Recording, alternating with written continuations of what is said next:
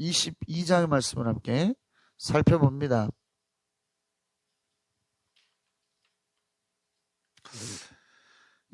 사무엘하 22장의 말씀을 함께 살펴볼 텐데요.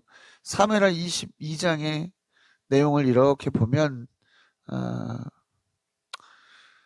세계 마지막에서 자신의 인생을 돌아보면서 고백하는 그러한 고백적 내용이 담겨져 있는 것을 볼 수가 있습니다. 물론 이 시가 고백된 시점은 다윗의 말년이 아니라 다윗의 인생의 절정에서 고백된 그러한 고백이지만 이 사무엘하를 기록한 사람이 이 시를 마지막에 갖다 붙인 이유가 분명히 있어요.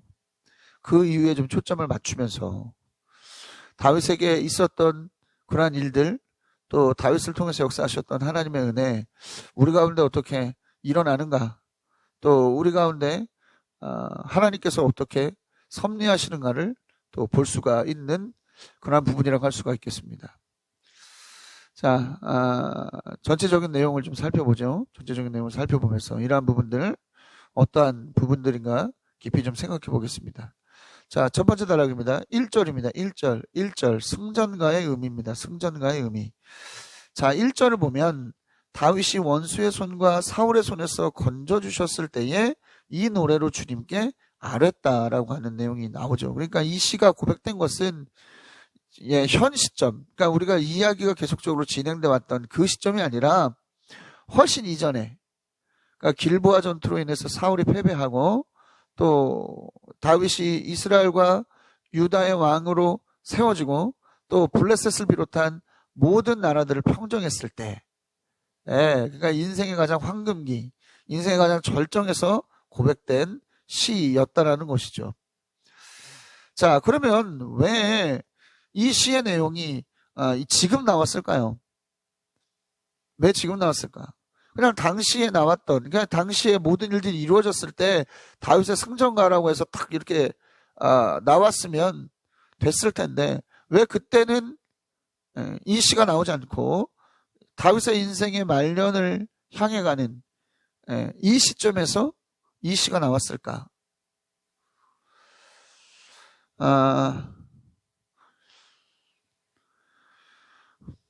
그런 것 같습니다. 사무엘하를 기록한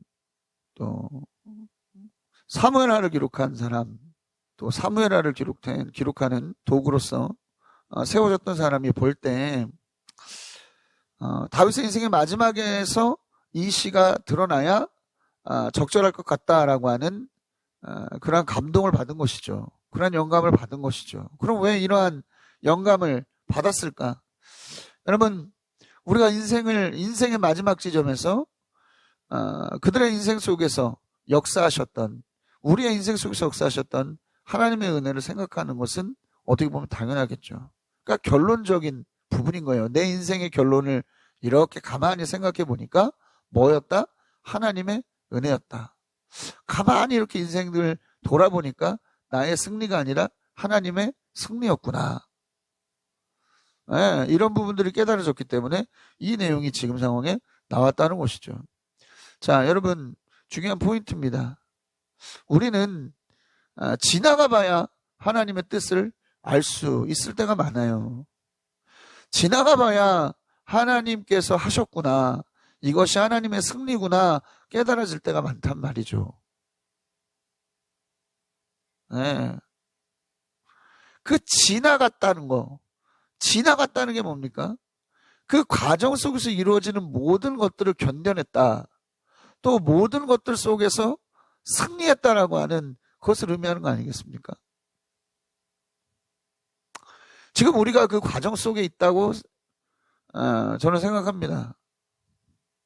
하나님께서 바라시는 비전을 향한 과정 가운데 있죠.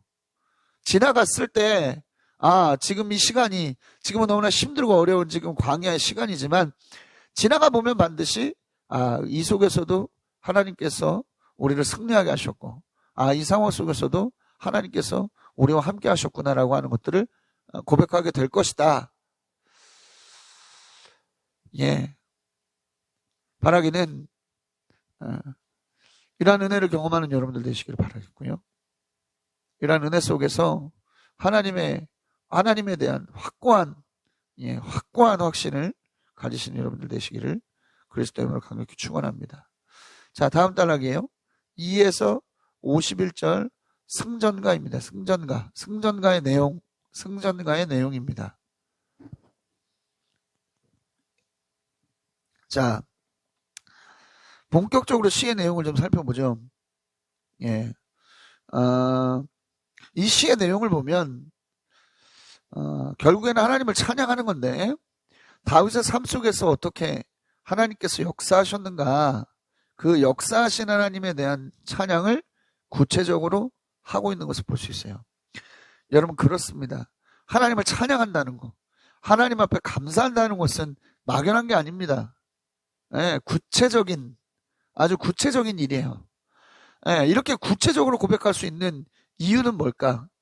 하나님하고의 긴밀한 관계가 있어야 가능한 겁니다. 예. 그냥 하나님하고의 긴밀한 관계가 없으면 하나님께서 어떻게 나의 삶 속에서 역사하셨고 내 삶 속에서 무엇을 행하셨는가를 알 수 없어요. 하나님하고의 긴밀한 관계가 있었기 때문에 하나님께서 이 부분에서 이렇게 역사하셨구나, 하나님께서 이렇게 나의 삶을 이끌어 주셨구나가 고백될 수 있는 겁니다. 그렇기 때문에 하나님께 찬양할 수 있는 것, 하나님 앞에 감사할 수 있는 것도 긴밀한 관계 가운데 있는 자만이 할 수 있는 것이다 라는 것을 여러분 기억하면서, 여러분들 안에 하나님하고의 긴밀한 관계가 분명하게 세워져 있을 수 있기를 다시 한번 그리스도의 이름으로 강력히 축원합니다. 자, 내용을 좀 세부적으로 살펴보죠. 자, 2에서 7절은 건져주시는 구원자, 그 하나님을 찬양합니다. 자, 다윗은 이 내용에서 보면 반석, 요새, 건지시는 분이라고 이야기를 합니다. 또 피할 바위, 방패, 구원의 뿔, 산성, 피난처, 구원자 이렇게 말씀하고 있어요. 예. 결국엔 뭡니까? 이 모든 요소들이 하나님께서 언제나 구원해 주셨다라고 하는 것들을 나타내는 그런 요소들이죠. 하나님의 어떤 단단한 보호하심, 그렇죠? 하나님의 강력한 보호하심, 이런 것들을 나타내는 거예요. 근데 포인트가 나오죠. 뭐가 나옵니까? 하나님께 부르짖었더니 건져주셨다. 뭐라고요? 하나님께 부르짖었더니 건져주셨다. 자, 여러분, 하나님은요, 하나님을 부르는 자의 삶에 개입하세요. 하나님은 인격적인 분이시라니까. 하나님께 부르짖는 자에게 손을 내미시고 하나님께 부르짖는 자의 삶에 개입하신다고요. 예. 하나님께서는 그렇기 때문에 뭐 하세요? 부르짖을 때까지 기다리십니다. 이스라엘 백성들이 이집트에서 고생할 때 어떻게 하셨어요? 하나님께서 그들이 고통에 몸부림치며 하나님께 부르짖을 때까지 어떻게 했습니까? 하나님 기다리셨죠.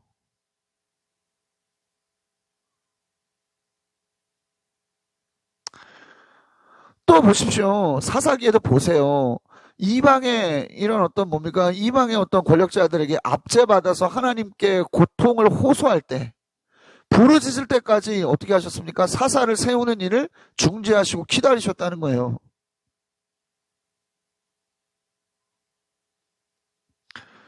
네. 어찌 보면 하나님 좀 고약한 면모죠. 아니, 고통당하는 거 봤으면, 그냥 고통당하는 거 보였으면 바로 그냥 개입해 주시면, 부르짖지 않아도 그냥 즉각적으로 개입해 주시면 얼마나 좋아.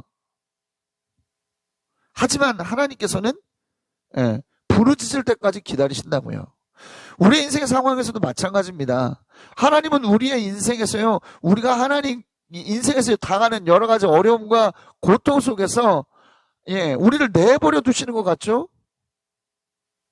놔두시는 것 같죠? 이유가 있는 거예요. 하나님은 뭐 하기를 기다리시는 거예요? 우리가 하나님께 부르짖기를 기다리시는 거예요. 그리고 부르짖을 때 하나님은 우리의 삶에 개입하셔서 다윗이 고백한 것 같은 그런 단단한 보호를 통해서 건져주시는 은혜를 베풀어 주시는 겁니다. 그럼 왜 하나님 이렇게 하실까? 너무나 분명하죠. 그래야만 모든 것이 하나님께로부터 비롯됐다. 하나님께서 우리를 건져주셨고 하나님만이 우리 구원자 되시는구나라고 하는 고백이 가능하니까요. 사람은 너무나 신비한 존재들입니다. 내가 조금만 뭔가를 할 수 있다고 생각하고 나에게 조금만 여유가 있으면요, 고통 중에 있을 때라도 하나님을 찾지 않아요. 이 정도는 뭐 나의 인생의 신선한 자극일 뿐이야. 이렇게 나온다니까. 내가 이 고통을 해결할 수 있는 방법이 없구나라고 하는 것들이 아주 처절하게 깨달아질 때, 그래서 정말 내가 하나님 앞에 부르짖지 않으면 안 되겠구나라고 하는 것들이 분명하게 깨달아질 때야 비로소 하나님을 찾는다고요. 그리고 그때에 하나님의 개입하심이 나타나야 정말 하나님 살아계시고 하나님께서 이러한 일들을 하셨구나, 이러한 진정한 고백이 나오지. 여전히 내가 할 수 있는 무언가의 가능성을 갖고 있을 때 하나님 개입하시면 어떤 마음이 들어요? 이거 뭐 내가 했네. 이거 뭐 내가 풀었지 뭐 이번에도. 이렇게 생각한다니까?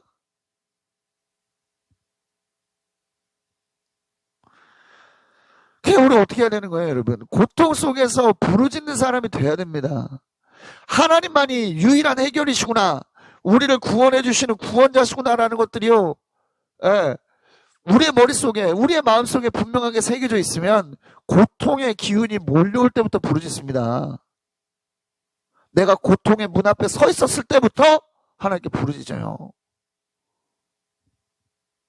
그리고 하나님의 단단한 보호하심 속으로 우리는 들어갑니다. 그런 삶을 사시는 여러분들 되세요.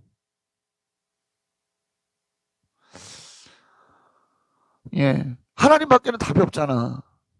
하나님밖에는 길이 없잖아요. 예. 분명한 이러한 인식을 여러분 마음속에 새기시는 여러분들 되시길 바라겠습니다. 자, 사망의 물결, 파멸의 파도, 수월의 줄, 죽음의 덫, 이렇게 이야기를 하고 다 사망과 연관이 되어 있죠. 사망이라는 게 뭡니까? 아주 최악의 상황 아니겠어요? 이런 최악의 절망, 이 최악의 절망 속에서 주어지는 여러 가지 고통 가운데서 부르짖었다. 부르짖었다. 뭘 어떻게 하면서? 하나님 바라보면서 부르짖었다. 하나님과의 깊은 관계를 이야기하는 것이죠. 고통 속에서도 하나님과의 깊은 관계로 나아갔다. 이거 너무나 중요한 포인트예요. 다윗이 그 숱한 어려움 속에 있었지만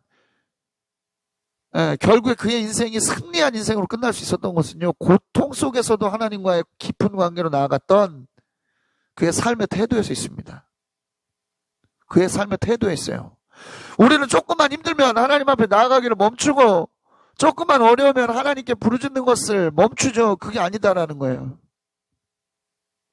이런 다윗의 삶의 태도를 우리는 분명히 본받아야 됩니다. 또 특별한 말씀이 나오죠. 하나님의 성전에서, 하나님께서 성전에서 들으셨다. 성전에서 들으셨다. 예, 다윗은요 성전에 미친 사람이에요. 성전은 그의 인생의 비전이었고 그의 인생의 모든 것이었습니다. 왜 그가 이렇게 성전에 집착했나? 어떻게 생각했기 때문에 이 성전은 하나님의 특별한 임재가 있는 곳이야. 하나님께서 이스라엘과 함께 하신다는 분명한 증거가 있는 곳이고 그 속에서 우리가 하나님을 명확하게 만날 수 있어. 이러한 생각으로 가득 찼단 말이에요. 이러한 믿음으로 가득 찼단 말이에요. 그러니까 그는 평생을 하나님의 성전을 준비하는 그런 삶을 살았지 않습니까? 여러분, 성도는 성전을 사모해야 됩니다. 성도는 성전을 사모해야 돼요. 왜 성전이냐? 여러 번 말씀드렸습니다만은 하나님은 모든 곳에 계시지만 우리는 하나님의 특별한 선택이 있는 장소, 하나님께서 특별한 임재를 약속하신 이 성전에서 하나님을 더욱더 분명하고 깊이 만날 수 있기 때문에 그래요. 고통 가운데 있어요? 어렵습니까? 왜 집구석에 앉아있어? 왜 집구석에 앉아있습니까? 왜 사람을 만나고 왜 세상으로 나가요? 힘들면 성전에 나와야지. 성전에서 하나님의 특별한 임재를 경험해야 될 거 아닙니까? 이 시대는 자꾸만 성전의 중요성을 자꾸만 격화시켜요. 필요 없다 이거야. 하나님 어디야 계시니까 성전 필요 없대. 아무 데서나 예배해야 된대. 아닙니다. 아니에요. 성경을 보세요. 성전은 하나님의 특별한 임재가 있는 곳이에요. 신약에서 이 성전이 공동체로서 전환이 됐다 하더라도 하나님은 뭐라고 말씀합니까? 이 공동체 안에 주어지는 특별한 임재, 그리고 그 공동체가 거룩해야 된다라고 하는 그러한 말씀들을 하고 계시지 않습니까?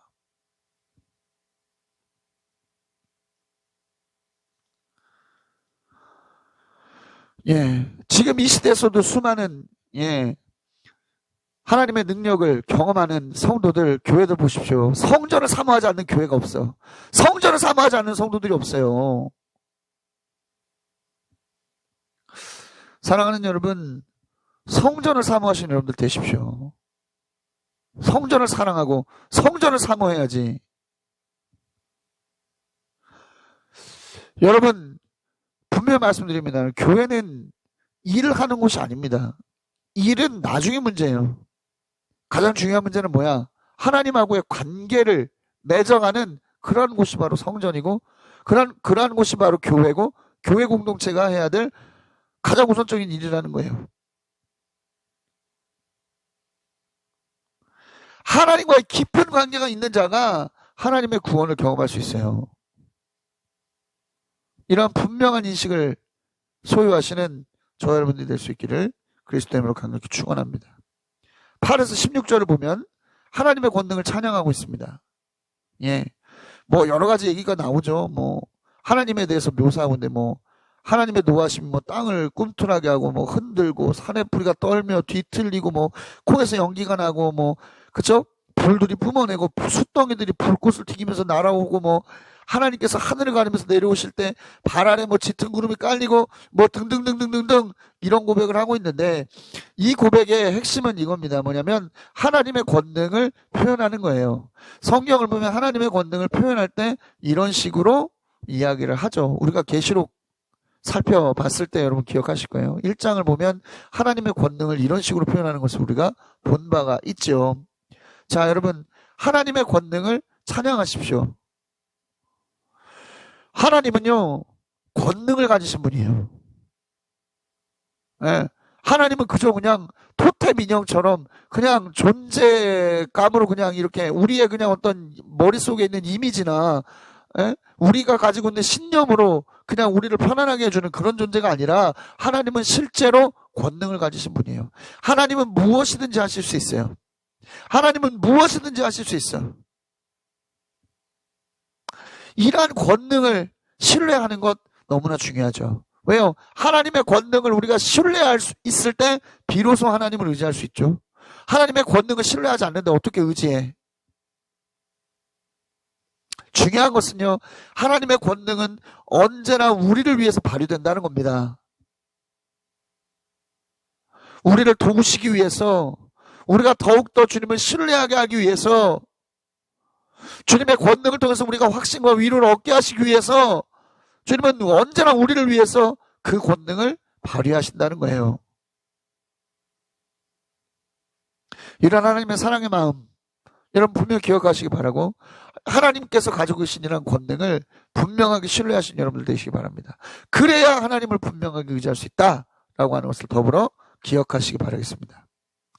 자, 17에서 20절을 보면 의지할 분이 되신 하나님 이야기합니다. 뭐 주님이 높은 곳에서 손을 내밀어 나를 움켜잡아 주신다. 깊은 물에서 건져주시고 강한 원수들에게서 나를 살려주시고 나를 미워하는 자들에게 살려주신다.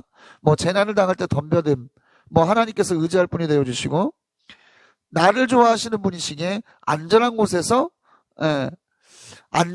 자신을 살려주셨다. 뭐 이런 이야기들을 합니다. 중요한 포인트는 뭐냐면 나를 좋아하시는 분이시기에 라고 하는 대목이에요.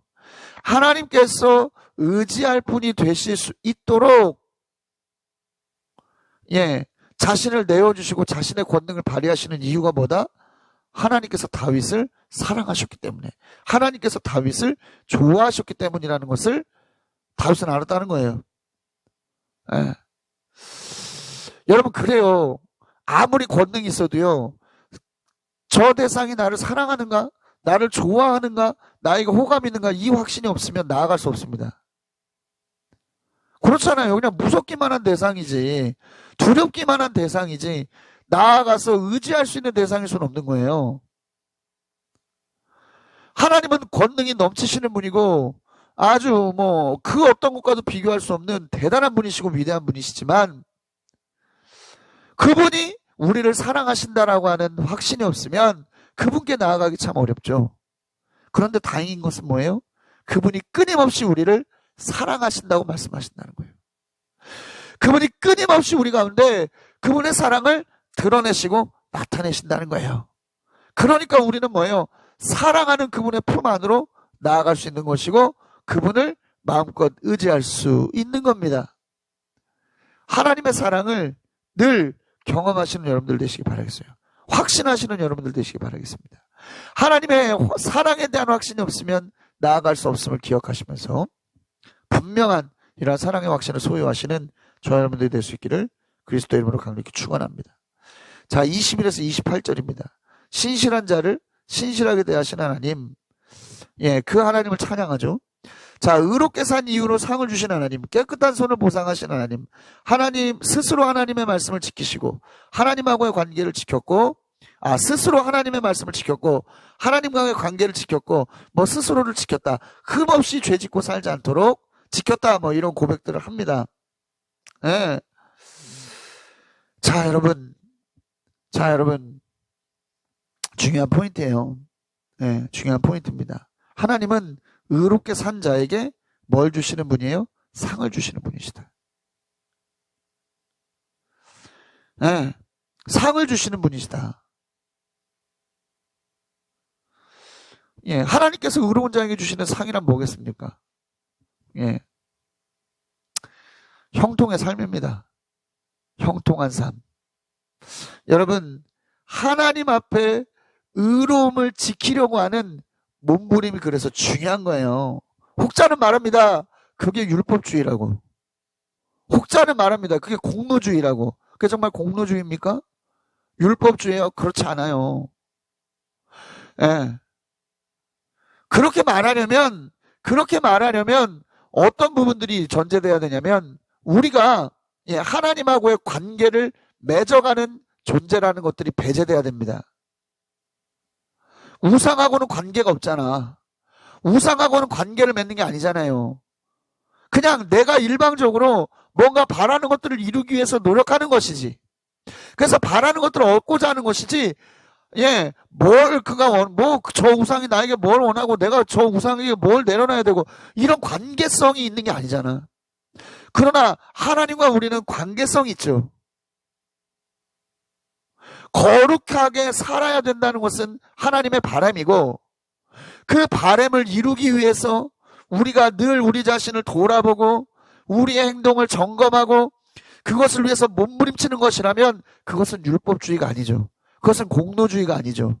그것은 뭡니까? 하나님을 사랑하는 자로서의 당연한 반응인 것이죠. 다윗에게는 이러한 삶의 반응이 있었다는 거예요. 그러니 하나님께서 그에게 형통한 삶을 주시지 않을 수 없죠. 우리도 마찬가지예요. 형통한 삶을 살고자 원하십니까? 그럼 여러분, 하나님께서 바라시는 삶을 사세요. 여러분들 의지적으로 사세요. 그 삶을 살아내기 위해서 여러분 몸부림치십시오. 그저 나의 연약함을 핑계 삼아서, 그저 나의 부족함을 핑계 삼아서 아무렇게나 살아가도 하나님께서는 다 이해해 주신다라고 하는 이런 교만한 마음이 아니라, 은혜를 얘기하면 꼭 이렇게 설명을 하더라고. 그게 아니에요, 여러분. 하나님의 은혜란 이런 겁니다. 의롭게 산 자에게 상을 주시는 게 하나님의 은혜예요. 깨끗한 손을 보상해 주시는 게 하나님의 은혜입니다. 하나님의 말씀을 지키고 하나님의 관계를 지켜나가기 위해서 몸부림치는 자들을 기뻐하시고 아껴주시고 보호하시고 그들의 인생을 책임져 주시는 게 하나님의 은혜지. 늘 자신의 연약함을 핑계대고 늘 자신의 부족함을 핑계대면서 막 사는 사람들에게 괜찮아 하는 것이 하나님의 은혜가 아니고요. 이러한 사실을 여러분들 분명히 깨닫게 되시는 여러분들 되시기 바라겠습니다.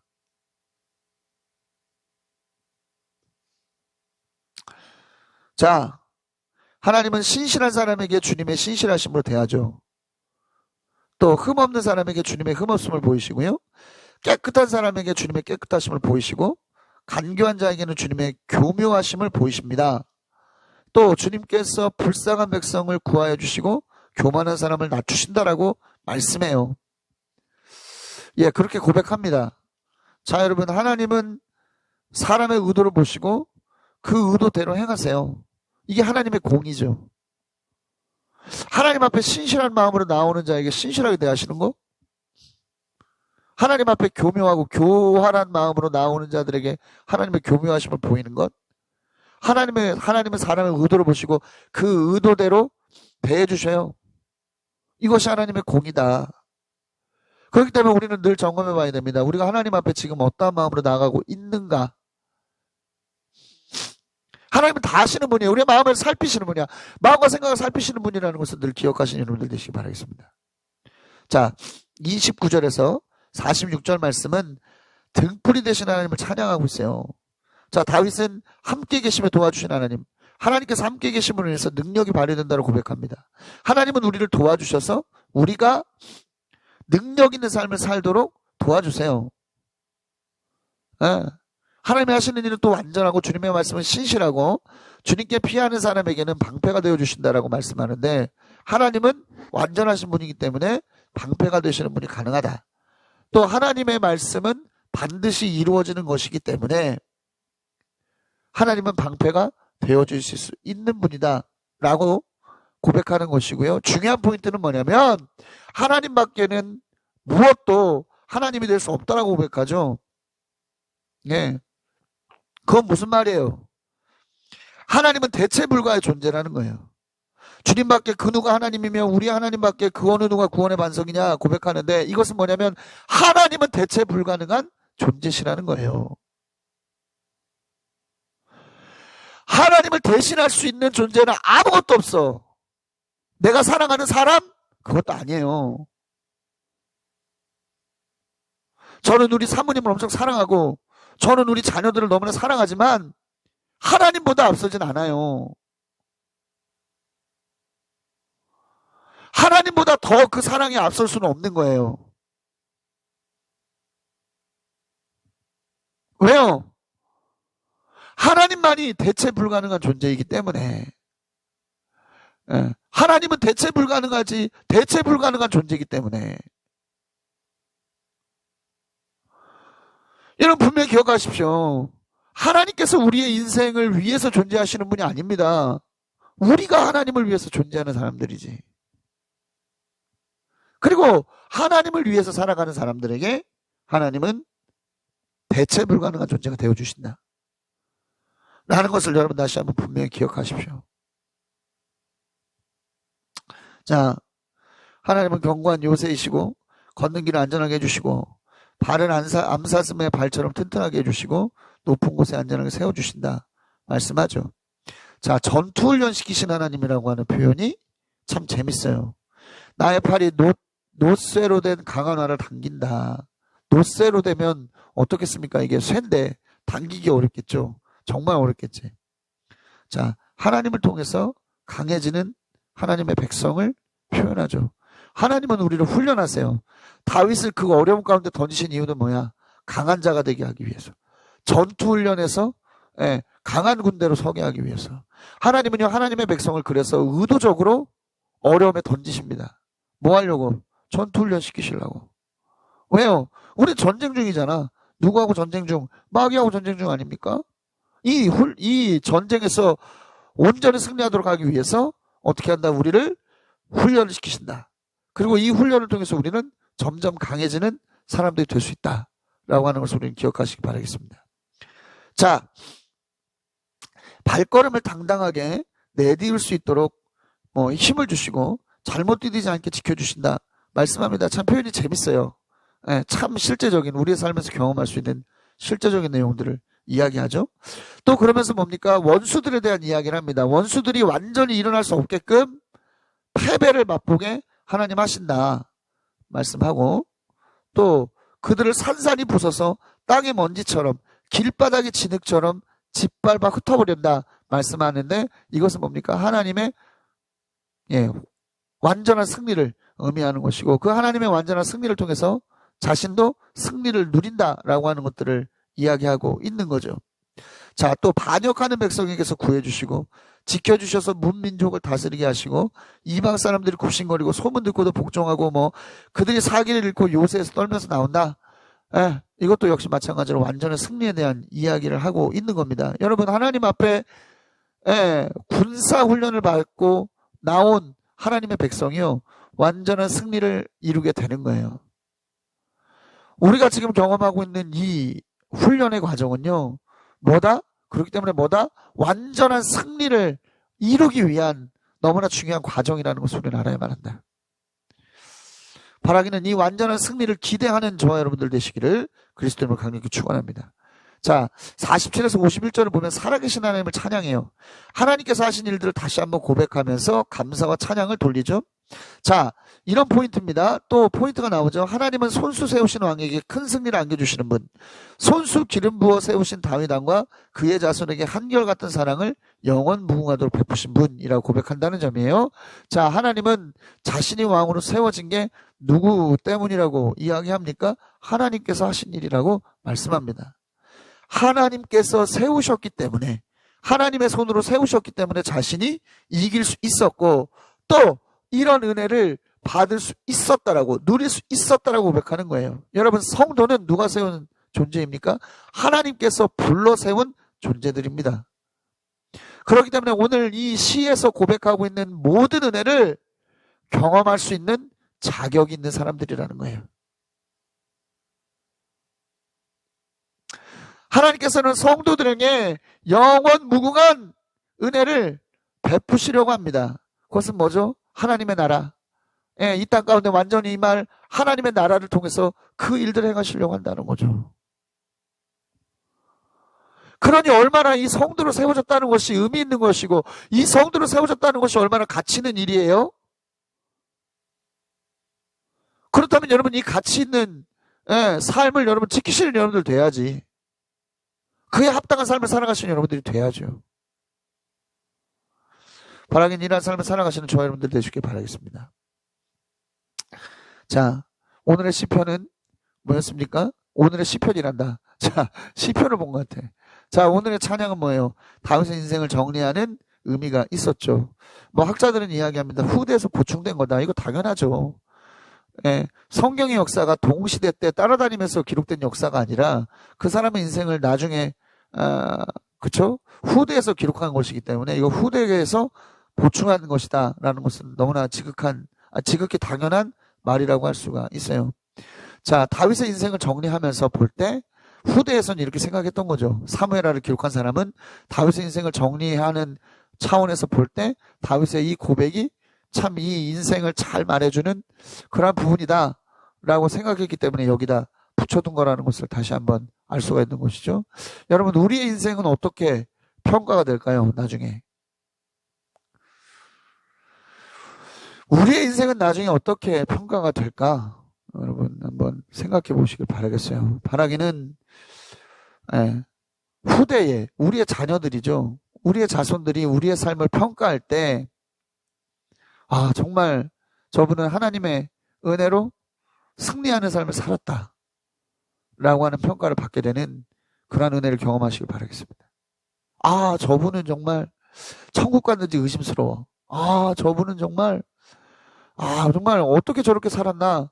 막 이가 갈려. 이런 인생이 아니라 정말 저분은 하나님께 정말 기쁨이 되는 인생을 사셨어. 아, 저분이야말로 정말 귀감이 되는 인생을 사셨어라고 하는 그런 평가를 받을 수 있는 그런 여러분들 되시기 바라겠습니다. 평소에 그러한 부분들을 깊이 생각하고 결단해야 할 수 있어요. 이러한 결단과 각오가 분명하게 세워지는 오늘 여러분들의 삶이 될 수 있기를